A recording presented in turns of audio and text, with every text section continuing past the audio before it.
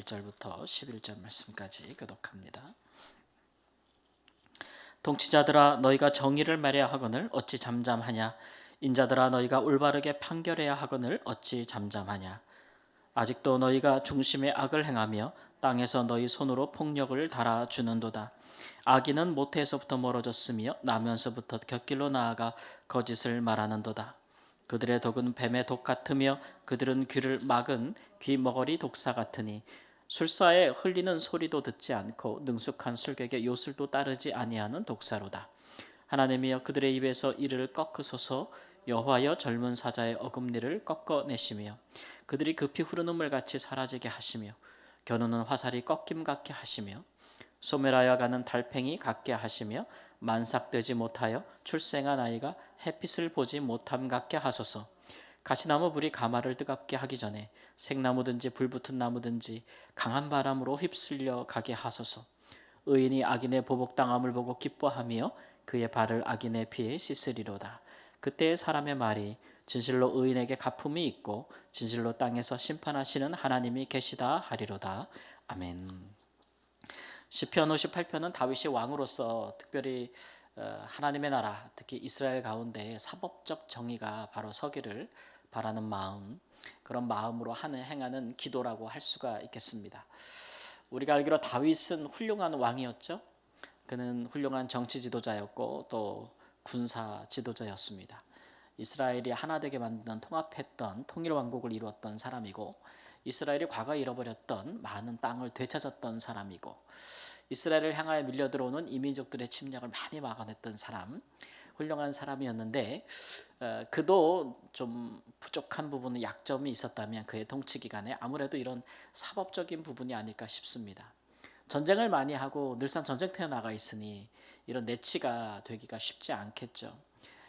그래서 다윗은 늘 하나님의 율법 말씀대로 이스라엘을 잘 통치하기를 원하였으나 그의 통치 기간에 일어난 대표적인 두 사건만 보아도 이 부분에서는 좀 많이 부족했구나라는 것을 알 수가 있는데, 첫 번째가 이제 그의 아들 압살롬이 반역할 때에 바로 이런 사법적인 체계가 다 흔들리고 엉망이 됐다는 것을 알 수가 있잖아요.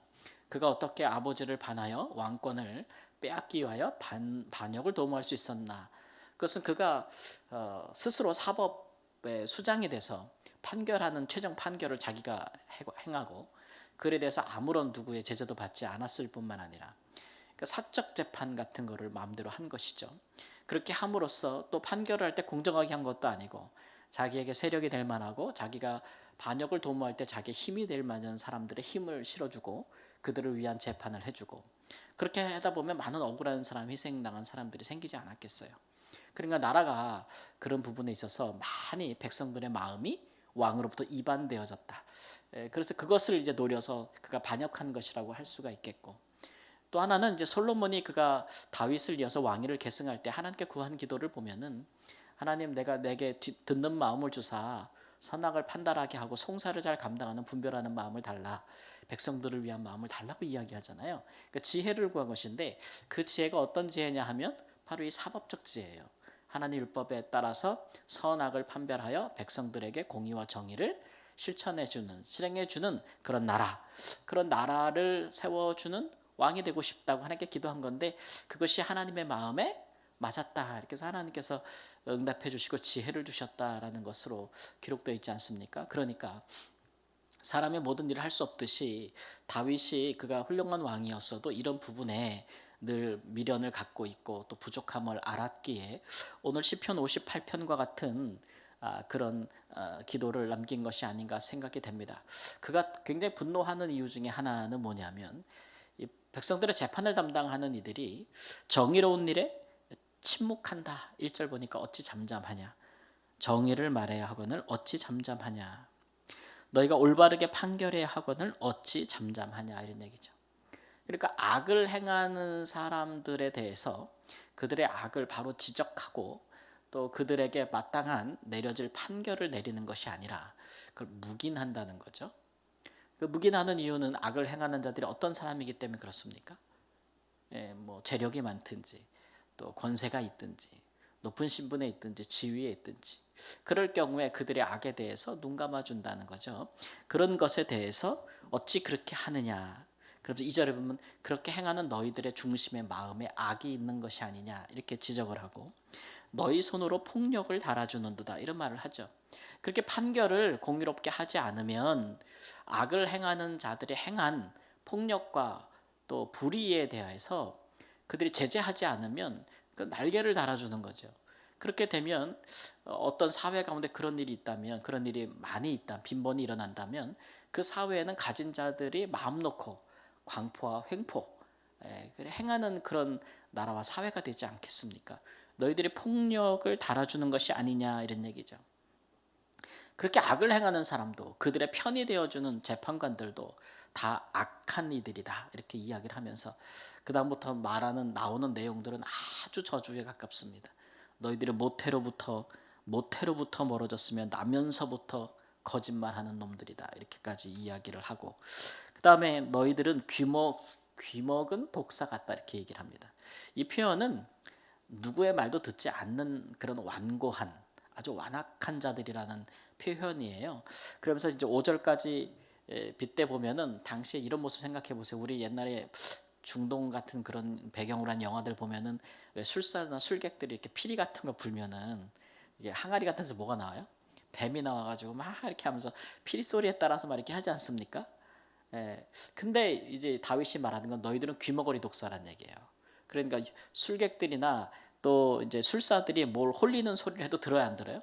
안 듣는단 말이죠. 이렇게 비꼬고 있는 겁니다. 마치 예수님께서 장터에서 노는 아이들이 결혼식 게임을 하거나 또는 장례식을 묘사하는 게임을 할 때에 장례식 게임이다 그럼 뭐 해야 돼요 애들이 막 울고 통곡하고 막 이래야 되고 막 이래야 되는데 그런 대로 안 한다는 얘기예요. 그러면서 이 시대가 하나님의 뜻을 분별하지 않고 행한다 이렇게 빗대어서 말씀하신 것처럼 그런 거를 빗대서 말씀하시는 거예요. 그러니까 사법권을 가지고 있는 사람들도 이거 대단한 권력 아닙니까 여러분? 여러분 법정에서 누군가에 대해서 유죄를 선고하는 권력을 갖고 있다는 것은 그래서 한 사람의 인생을 그냥 완전히 송두리째 흥하게도 할 수 있고 망하게도 할 수 있는 대단한 권력이잖아요. 그러니까 다윗이 이걸 가리켜서 젊은 사자들의 이라고까지 얘기해요. 젊은 사자의 이는 뭐 모든 걸 다 물어서 부러뜨릴 수 있는 강력한 힘을 갖고 있지 않습니까? 그만큼 대단한 거죠 세력이. 근데 하나님이 그 젊은 사자의 이를 꺾음같이 그들의 어금니를 꺾음같이 그들을 꺾으소서 이렇게 얘기하고요. 그렇게 불의를 행하고 침묵하고 동조하는 사법 권력들에 대해서는 급히 흐르는 물 같이 사라지게 하소서. 물이 확 그렇게 급류가 흘러버리면 올 때는 무섭지만 금방 흘러가 버리잖아요. 그죠? 남아 있어요, 안 남아 있어요? 안 남아 있듯이. 혹은 꺾인 화살이 날아갈 때는 무섭지만 화살이 꺾여 있으면 화살로서 역할을 합니까? 누구에게도 위협이 되지 못할 거예요. 그런 것 같이 그들을 되게 해달라. 8절에 보니까 소멸하는 달팽이 같게 만색되지 못하여 출생한 아이 같게 심지어는 강한 회오리바람에 휩쓸려가는 가시나무 같게.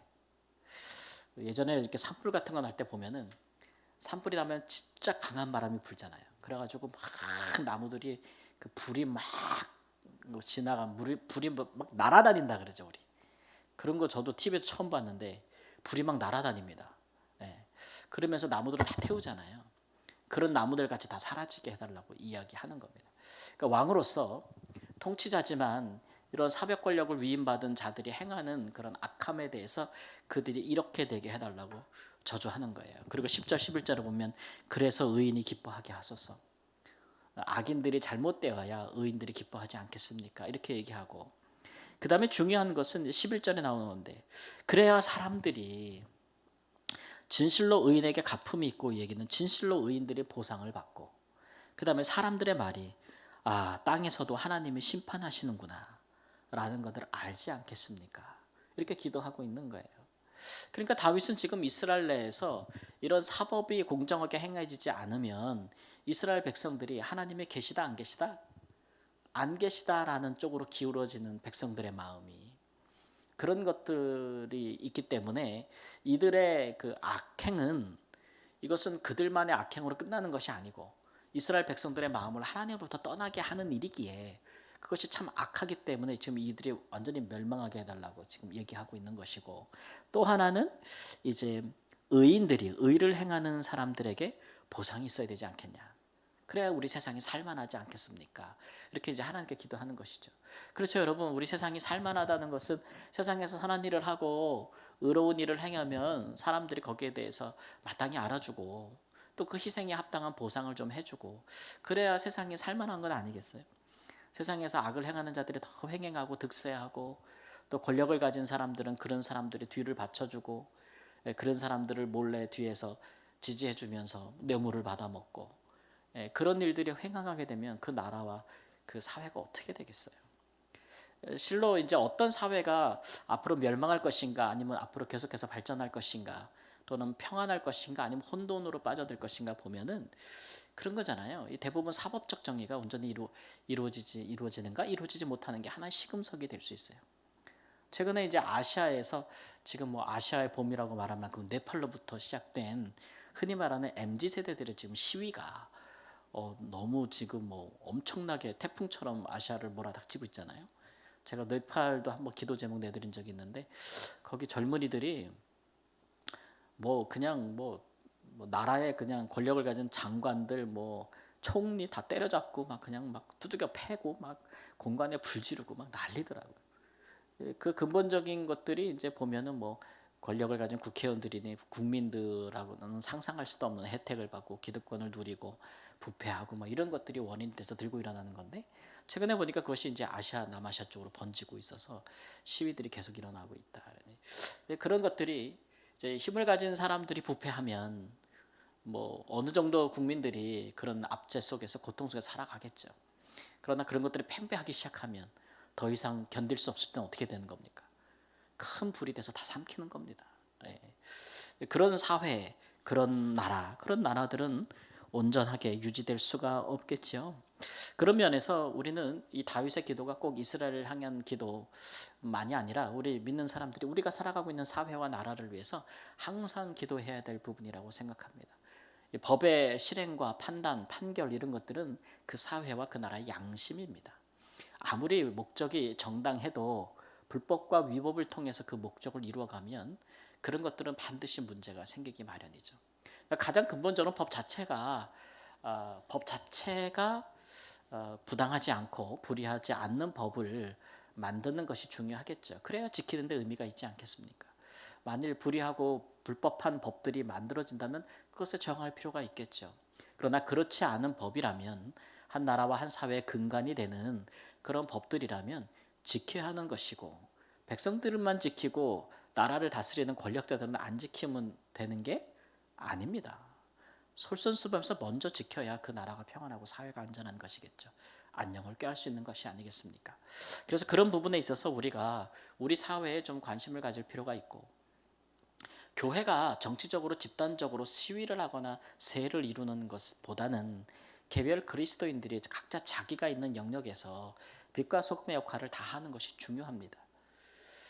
그래서 우리 그리스도인들 중에는 사법적인 영역에서 자기 직업을 가진 사람들도 적지 않지 않습니까? 그런 사람들이 각자 영역에서 자신의 그리스도인의 양심과 하나님의 법을 따라서 자기 역할을 다하는 것이 중요해요.